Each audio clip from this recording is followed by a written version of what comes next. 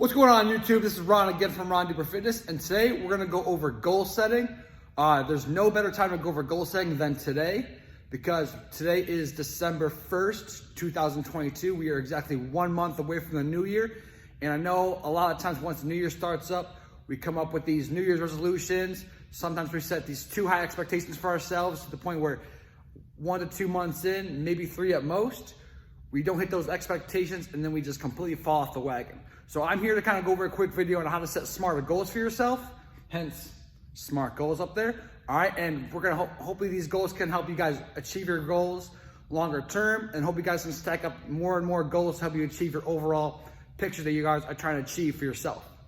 All right, so today I'm gonna go over what's called SMART goals. All right, SMART is an acronym for specific, measurable, attainable, realistic, and timely. All right, so SMART goals, what you guys want to do when you guys are goal setting is the first thing you guys want to do, the S stands for specific, and you guys want to make sure your goal is clearly defined. All right, meaning that you want to have some kind of, maybe your goal is weight loss. All right, you can't just go up to your trainer, or you can't just write down saying I want to lose weight. All right, you want to be a little more specific than that. You want to actually include maybe a number saying, okay, I want to lose 5 pounds in the first month of the new year. It's doable. All right, we can do that. And that's a good goal to start off with. So the next thing you do want to do is the next thing is measurable. All right, that's the M. All right, measurable means that you want your goal to be able to be measured and tracked over time during the process. So if your goal is to lose that 5 pounds, what you could do is to track and measure the progress. Weigh yourself in once a week. All right, allowing yourself to weigh in once a week can give you some feedback on what direction you're heading. Are you going in the right direction? Are you consistently losing that weight that you want to lose to help you achieve that goal? Or are you kind of taking steps backwards? So this allows you to, track, make lifestyle changes if you need to make those lifestyle changes to kind of help you better achieve those goals. All right, the next thing, the A, that stands for attainable, okay? So your goal must be challenging to yourself. It must push you a little bit, force you into some lifestyle changes here. These lifestyle changes don't have to be drastic again, but it should force you to actually kind of make some changes to your life. All right. And obviously the goal can't be too easy, because if the goal is too easy, you're not going to apply any effort. Let's be honest here. We've all done that in the past, and the goal also, it cannot be too challenging. It can't be too unrealistic to the point where if you don't achieve that goal in that time frame you're after, you're going to start to feel discouraged. You're going to feel like you're failed, and then you're going to completely just give up overall. Okay.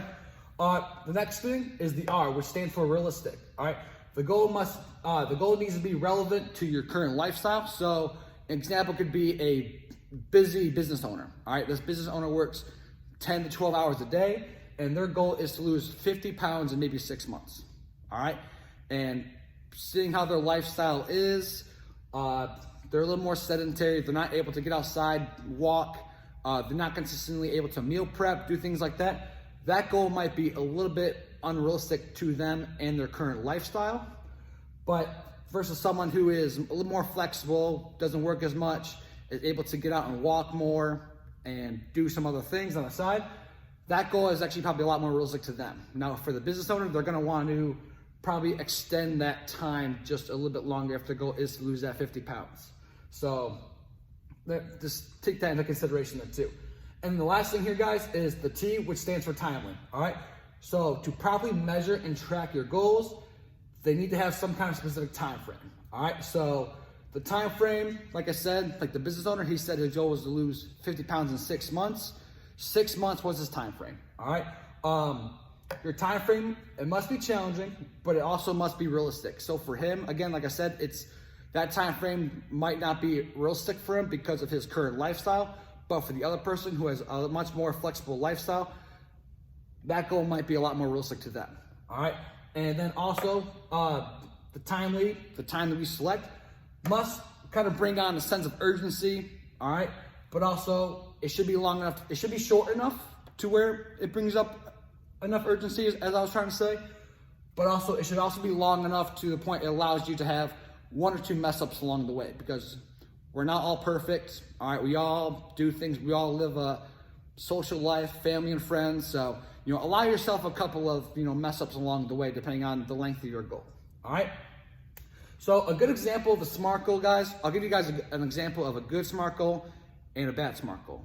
A bad SMART goal is something like, I want to lose weight so I can look better on the beach. Okay, it's not super specific. It kind of is, because you want to, I guess, look better for the beach, but we don't really have anything to kind of measure, because all you're saying is I want to lose weight. The goal doesn't really seem to be, it can be challenging, but it's not like perfect there. It's not realistic enough, because we're just kind of too bland with the goal there. And then we have no time frame. Like, when are you trying to go to the beach? When's beach season for you? So a better SMART goal could be like, I want to lose 7 pounds in 8 weeks. All right, so we got our number, our measurement, and our time frame. All right, so, and then to do that, you want to also take into consideration of what can you do differently to kind of help you achieve that goal. So I want to lose 7 pounds in 8 weeks, and in order for me to do that, I'm going to start incorporating more fruits and vegetables into my diet, and I'm also going to walk for at least 30 minutes every day.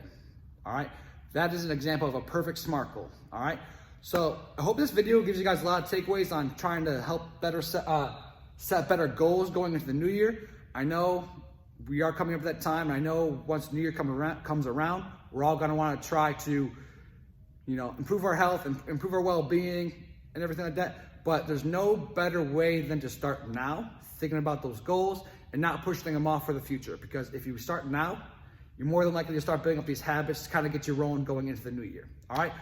Again, I hope this video helps you guys out. If you guys have any questions, leave some comments in below. Subscribe. See you guys later.